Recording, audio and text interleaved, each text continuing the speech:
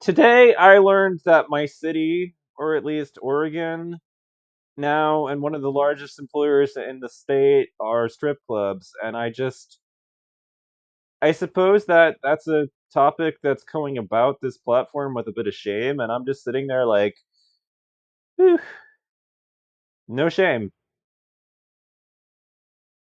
The truth is that the only reason why I haven't even visited one of those places myself is just, what's the point? You get all hot and bothered, and then nobody can actually do anything with it. Because if you start, jerking it off, you're gonna, end up, in violation of several, laws about indecent exposure. And if she's able to be paid for her services, then she's engaging in prostitution, and then at that point, it's you know what I'm saying? Like, the cops can get involved and arrest everybody involved, and so it's just like, why would I go into either? Why would I put myself in that situation? Because all that's gonna do is be a bad time where I get horny, hot, and bothered, and then I go leave, and nothing gets done with it. It's just a waste. And so, you know what I mean. So it's just been like, yeah, no, no, no, no thanks to any of that. And so, at least here at home, in the privacy of our homes, with internet porn, like, everybody walks away from that experience happy.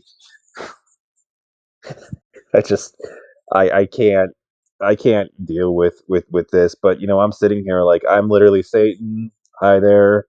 You know, um I'm not ashamed of it, and I wanted to say that I'm against prohibition in general. Like, they're trying to tell us, like, we're one of the first states to legalize, like the devil's lettuce, and I'm sitting there like, yeah, we didn't go far enough. That's all we legalized. I wanted, like, literally everything, all the drugs legalized. At least some of them may have been put into a decriminalization and heavily regulated regime, and others legalized outright, like marijuana. I'm in favor of just recreational use legalization, but when it comes to, like, heroin, I'm for, like, let's keep it controlled, but let's change things so that we just create a list of registered addicts and give them the fucking controlled substance, and make the medical system actually supply them with the controlled substance, and then give them a place to go. Like, create a facility for heroin addicts to go use the drug, inject, and then if somebody has a problem with the needle, they don't get rid of the needle themselves. Somebody comes, cleans the room, with gloves and everything to protect themselves from the needle, picks it up, throws it out, for them, so that there's no problem with needles and it stays out of the community. And that, so, on top of all that, that would, make it inpatient, force them to come in for the drug, you know,